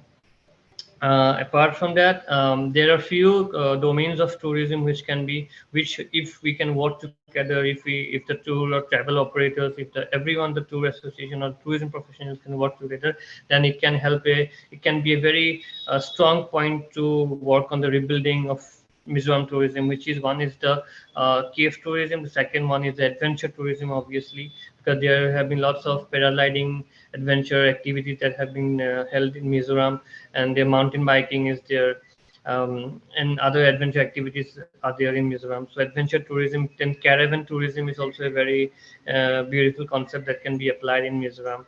Um, Apart from that, wildlife tourism is a very important concept that can be done on Mizoram tourism.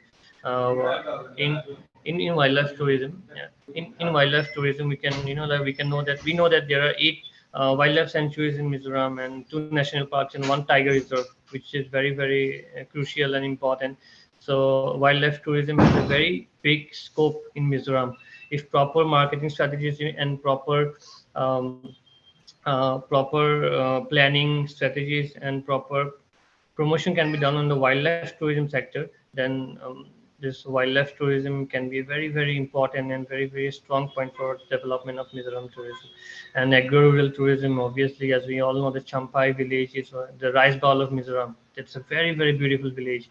So lots of tourism potential. I think from my personal view, Champai village is it's such a unique village that it has the highest potential, highest tourism potential in the entire state. Lots of tourism concept and lots of tourism model can be applied in Champai village. It's a very beautiful village, obviously. And one more thing is that since we are talking about sustainable and responsible tourism, since we all know that Mizoram is called as the bamboo queen of India, since the bamboo production is too high and very high compared to any other states in India. So there can be lots of bamboo ecotourism models can be implemented and work on and properly regarding which is a part of sustainable tourism as well. So this on this concept also we can properly plans research of and work out on different perspectives. And apart from that, since I have my own tourism academy, in which we used to promote tourism studies, and we used to always promote the importance of tourism studies for the development of Northeast India tourism. So I think tourism in the tourism industry and tourism education goes hand in hand.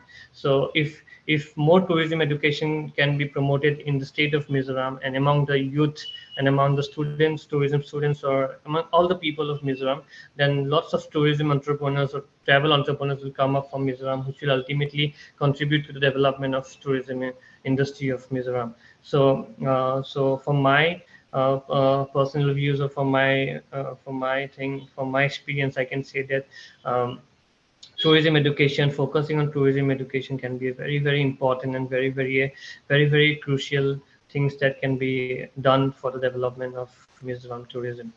So I hope I have said some of the very important points in which we can work on the recovery factors or recovery models for Mizoram tourism. Thank you. Thank you very much, Manchu. You seem to have done a lot of R&D and study on the destinations. I particularly find two aspects very interesting. One is the mention of cave tourism, because Yes, we've seen various countries in the world who have taken advantage, and Turkey being one of them, of course. Yes, and yes. perhaps partners like Airbnb and others would actually find some hosts to be able to link that and hook that up together into a larger platform. Yes, so Vinita, give it a thought while you are at it. And the second aspect, of course, is getting entrepreneurs yes. to come out of, and today in the technology age and today in the internet age, entrepreneurs can be born anywhere. And I'm always fond of making this statement that why can't we have, for example, we have Ease My Trip here. Why can't I have another Ease My Trip coming out of as well? Why does it have to come out of Delhi? You know, there can be entrepreneurs born out of it as well, and promote a company like that, or Make My Trip, or whatever there would be. Or at least hook up in a larger way with people like me, Ease My Trip and Make My Trips and Yatras of the world. Exactly. And so one last thing that I would like to say that, to all the participants and to all the panelists over here, if you want to explore Northeast India, you can just, see our website, finderbridge.com, and you will get to see a lot of things in our website and in how we have represented Northeast India. So it's finderbridge.com, Finder, FINDERBRIDGE. Thank you so much, everyone, for having me here. Before I move on to Jen Das, who's the cluster general manager Northeast, and general manager Vivanta in Guwahati as the last panelist, one line, Vinita, you want to talk about having a host in the cave? I love the idea. I mean, we see them across the world. Why can't we do this in India? Yes. So if we can, if the state government can help us identify, if Higmanshu can work with us, I think it's not just having one host having a home in the cave, but doing an experience of exploring caves. And I know Northeast is a place where we can do fantastic cave tourism. I have personally seen these stalactites and stalagmites in Meghalaya.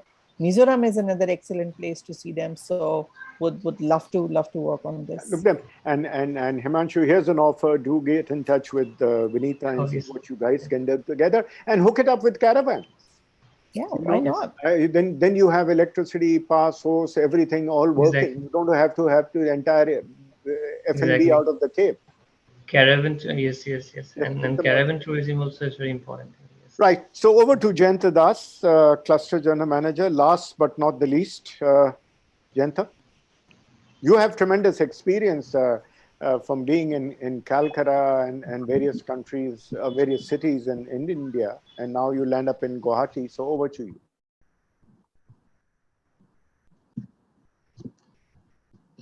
Jayanta? Thank you, Ashish. Yeah. Thank you, Ashish. Can you hear me, Ashish? Yeah, we can. Go ahead. Okay. Ms. Rupinder Brar, Additional Director General, Ministry of Tourism, Government of India.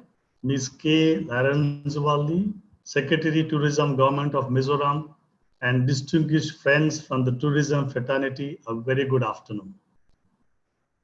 So thank you, Fiki, for inviting me to speak on a place that is very close to my heart. As a child, while I was growing up in Tripura, along with my father who was in Tripura Civil Service, I would often travel to Mizoram. Even as a child, I was awestruck with the natural beauty of Mizoram and its rich repertoire of community songs and dances. The amazing natural beauty and the colorful culture of Mizoram has been with me ever since. Known for its evergreen hills, dense jungles, and the land of blue mountains, Mizoram, with its exquisite places like Lunglai, Mamit, Kolasiv, Wantog waterfalls, and Tamdil Lake, to name few, definitely calls for immersion travel.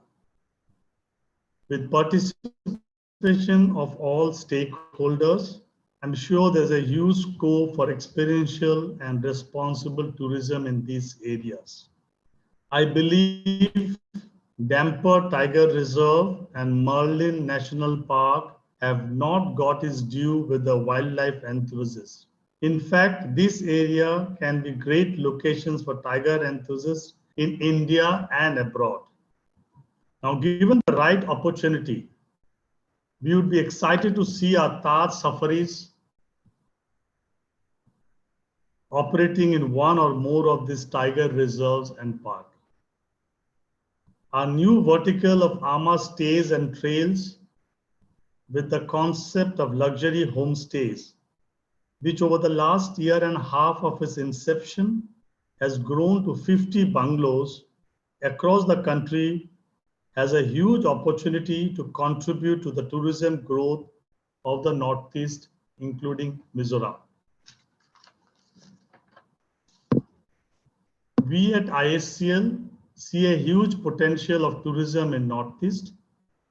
Over the next few years, we strongly believe that Northeast would be the next tourism hub of India, probably getting better of Goa and Kerala, destinations that we had pioneered.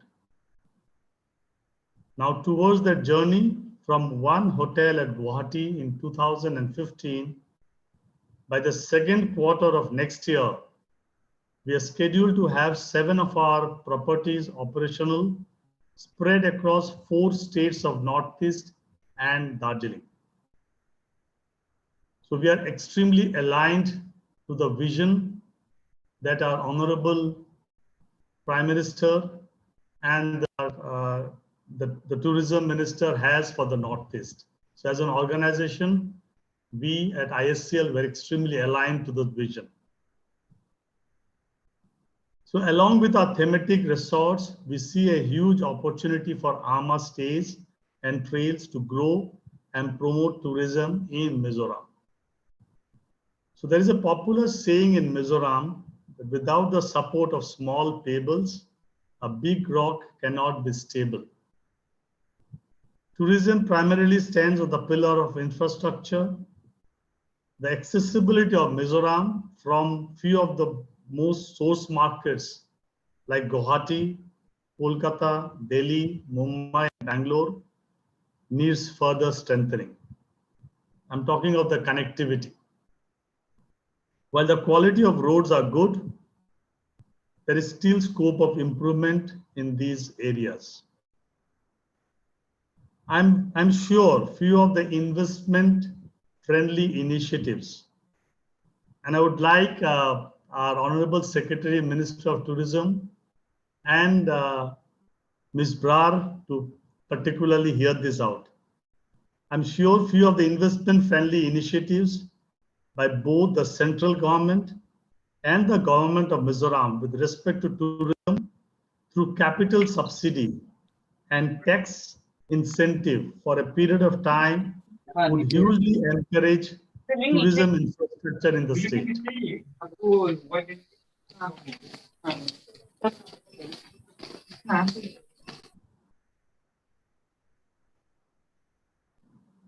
The government may also explore the opportunity of public-private partnership to promote tourism, which has been a successful model in Kerala and other states, wherein we as an organization, ISCL, has been a partner.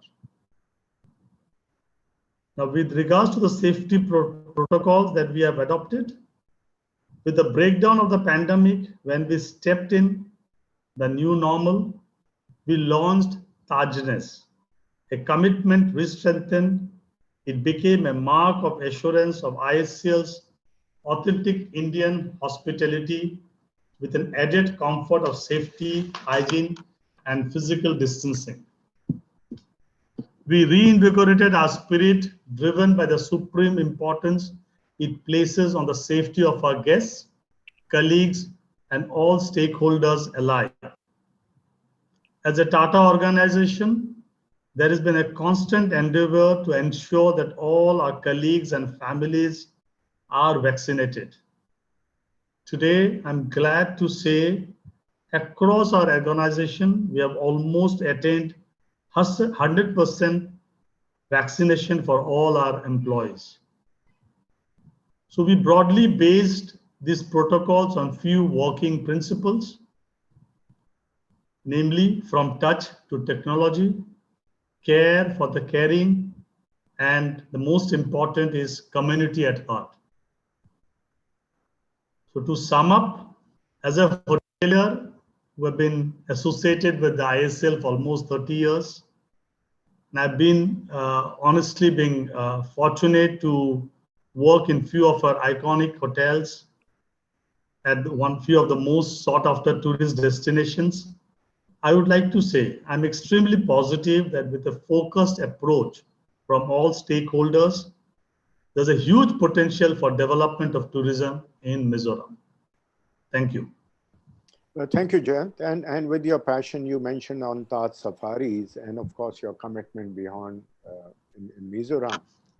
If I may take the liberty of suggesting that perhaps Taj safaris or the product of safaris could be also built around what Himanshu was advocating on caravans, and an organized player like Taj develop those safari circuits or non-safari circuits as a model caravan tourism state, which other states could replicate because you know, accessibility isn't very easy there, and perhaps holiday homes and caravans could be the answer.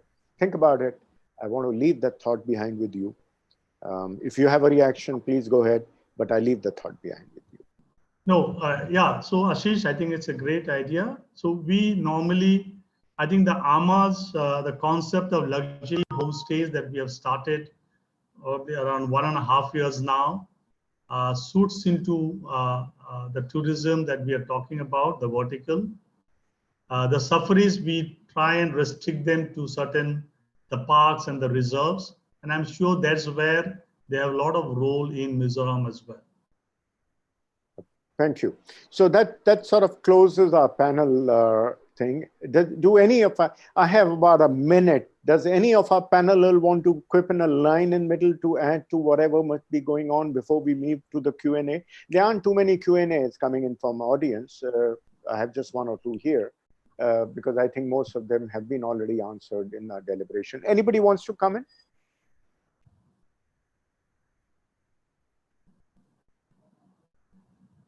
So I would just have one thought here, Ashish, if I may. Yeah. I'm sure because it's been a great, inspiring initiative that the government of Mizoram has taken to promote tourism.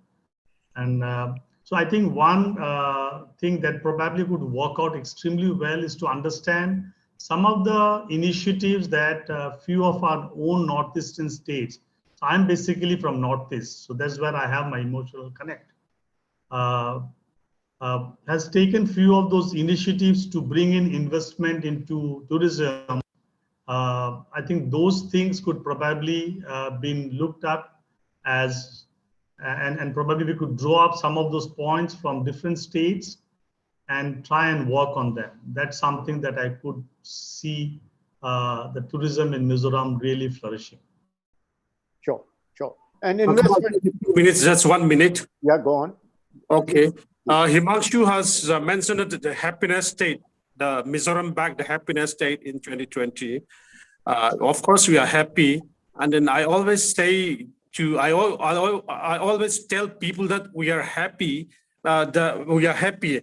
But the award is not about the wealth of the state, the economic power of the state. It is about our psychological happiness. It is about how much we have. It is about how much we value what we have. That is the essence of the award. That's why we were awarded the happiness state in India award in 2020. Regarding the his geographical marvel, Castle of Beno, and then he was talking about the development of those adventure tourism through Castle of Beno and all. The Asian Development Bank in 2019, they conducted the Northeast Economic Corridor study. So they found that they also explored the Castle of Beno Palag Lake, which is around Castle of Baino. So they were advocating that the last mile tourism has to be developed by developing Palag Wildlife Sanctuary, legendary Palag Lake, and those Castle of Baino. That is the geographical marvels. We have many geographical marvels like rock formations in Ailong near Aizawl, and Tekhang and Kamrang also. We'll be taking those initiatives in very future, very soon. And then regarding the Mr. Van Zarzova, who is the General Secretary of the Travel Agent Association of Mizoram, he was talking about the COVID restriction and multiple tests while entering the state of Mizoram. So as I said, there has to be hassle-free environment for the tourists. So we'll be taking up this with the appropriate authority, health department and DMR department, and his points are well taken. And then Mr. Joe's Arzetanga's comments were also valuable and well taken. And Mr. Jayantidas, GM Vivanta, he was also talking about the capital subsidy and incentives for the tourism service providers. And then we formulated the subvention scheme for the tourism service providers last year also, and submitted to the government. But due to the pandemic and the COVID situation and all, and this subvention scheme, the capital subsidy and incentives to the tourism service providers has not yet been materialized. So we'll be taking up this very important issue with the government again. Right. Thank you. Right, thank you. And just one question to you, and deem it as innocent. With so much hilly terrain, etc., is there a scope for developing aerial ropeways so it connects one hill to another or one side to another within Mizoram? Ropeways, aerial ropeways? Ropeway. Yeah, the trolleys, the carts. Cable car, you mean cable car? Cable cars, yeah. Okay. Actually, we do have a ropeway project under Swadesh Darshan that is proposed to be within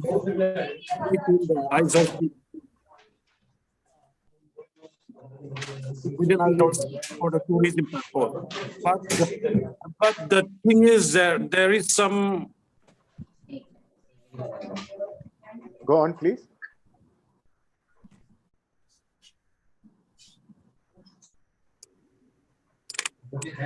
Go on, you're audible.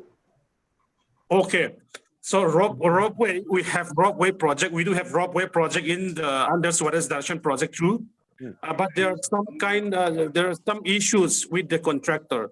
So we'll be taking up the Ropeway project again with the ministry. That's all I can say about the Ropeway. It is really complicated right now. Oh, okay, fair enough.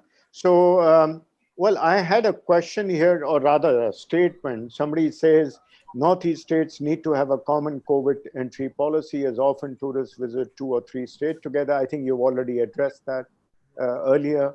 I don't think there is a need for a supplementary reaction from you. Are you okay with that? One policy for COVID entry, you've already recommended. Actually, I would like to interrupt. Actually, uniform COVID protocol for the Northeast, people are talking about that. But the European Union, European Union is a very strong regional organization, the strongest regional organization in the world. Even though they have the same economic, uniform economic economy and all this currency and all, but they do not have the same COVID protocol. So I don't think it is recommendable to have uniform COVID protocol for the Northeast right now. That is my personal point taken. And there was something about Northeast states can get together for a common road show, and maybe FICCI can assist. Well, as far as FICCI is concerned, I've already stated FICCI's position.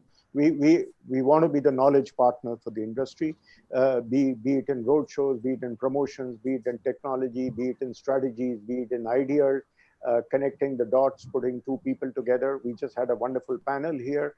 And I think on that panel, we've been able to put some dots together. We have Vinita and Himanshu being in touch with each other to see how we can explore some options together. So yeah, FICCI will continue to play that role. Do we have a question from the audience before we conclude? Hi Ashish, this is Sanchit this side from Ease My Trip. Yeah, please. And I just wanted to share an observation with the esteemed panel over here. First of all, thank you so very much for allowing me to be part of this wonderful session. Right. And congratulations to Fiki as well on organizing this beautifully. So, we have been at the forefront of conducting a lot of, marketing campaigns or joint collaborations with a lot of international tourism boards. And we really feel from Newsmaker's perspective, we really are of the viewpoint that the same can also be replicated with the various states in India. Specifically, when I'm actually wanting to reach out to the Mizoram tourism as well. But there's a great dearth that the travelers can actually explore. The only challenge is that the gems are not being communicated appropriately to the audience itself. And that is where, the private players, the engagement with the private entities, like, for that matter, Ease My Trip or any of our counterparts, maybe we can also look into explore the areas where we can have a joint marketing campaigns with each other. And that can be ROI driven with, with mutual, investments from both the sides, which has actually augured well for a lot of international tourism boards. So why not for the domestic tourism boards? Yeah, sure. Let me just come in here for a minute. That's a point well taken. And I think that's a role the Tour Operator Association and the Travel Agents Association needs to galvanize along with the local government, which of course... See, there is one genuine problem in that is that, because of the certain hierarchical structures, the approvals take massive times. Right. And today the markets are really dynamic and we really need to be upfront. There has to be an year-on-year strategy in place. Maybe they have been doing, like again, I'm saying, the boards have been doing, 3 months, 6 months, 9 month, 12-month campaign. And here, certain times, when the discussion itself takes, month on month. So right. That is where I think the challenge lies. Right. So I'll pass that on to the Director Tourism at Mizoram to respond. And I would also rope in Rupinder ma'am on that, because obviously the states, all the states in India, it's not only Mizoram, has to be more dynamic, have to be more proactive and more globalized to do their promotions than the countries are doing for themselves, really. I mean, you want to be seen what the world is doing and what, well, India has done in many cases on Incredible India on the international market. Agreed. I am actually agreeing with you on that. And vernacular is a very important part, because not everybody, we had a speaker who said, please overlook my English. English is not my main language. I mean, why do I see Ease My Trip only promoting digital contents in English? I mean, just an example. Definitely. So honestly, we did a campaign last year where we promoted a lot of Indian things in regional languages. Yeah. And, I was reading a statement by Mr. Nitin Gadkari some time back, and he said that he wants to develop a village, in the hills, which is equivalent to the outskirts of Switzerland. And we have such gems, but unfortunately, the same is not being known across. And that is where the public-private partnership can come into play. Right. So concluding that with the Director Tourism for the Mizo government. Come on, sir, over to you. Oh, thank you, sir. Going back to the roadshow, I would like to tell the audience that we'll be conducting roadshow very soon. Actually, we are supposed to conduct roadshow in major cities around in India during January, February, March this year. But due to the COVID and the subsequent lockdowns after that, and then we halted all the programs. And then we'll be doing roadshow again. Actually, sir, the Prashan's, what is the exact questions from Prasad? Actually, I got disconnected every time. Right. No, he's saying for marketing, promotion, road shows, or whatever needs to be done. Offline, online, digital, B2B, B2C, everything. Yeah, you want to see a more proactive style of management from. Okay, thank you. That's very interesting and very mind-blowing question and suggestion. Actually, Mizoram tourism, in a nutshell, as I said earlier, is very small in budget, small in department, and then we have I have in Mizoram tourism, there is only one drawing and disbursing officer. That is me. So there's no other DDO even in our department, even in our district. We don't have district capital. We don't have district offices and all, just like other departments. So right now, frankly speaking, I'm not talking about the government policies, and I'm talking about my perspective of my idea. and it is quite right now. It is quite difficult to take off tourism in the state right now. But due to the constant untiring efforts of the present government and the honorable minister, there are many things they have done to promote the tourism industry in Mizoram. That's why they, with the initiative of the state tourism minister, responsible tourism policy 2020 was also notified. And then before that, before 2019, hotels, restaurants, and all these accommodation units, and all these restaurants and eating places are under the tourism department. So right after the honorable minister came to power, came to the minister, right. Well, you have something else? Hello. I have not finished. There are many background noises. You need to mute panelists. Mute. We can't hear you. Lots and lots of background noises. Yeah. So right after becoming minister, and then he started taking care of these hotels, homestay units, accommodation units, and restaurants and all. So after that, we have been making a great stride in promoting the state's tourism. Regarding the publicity and marketing, we have started a very proactive marketing and publicity sale.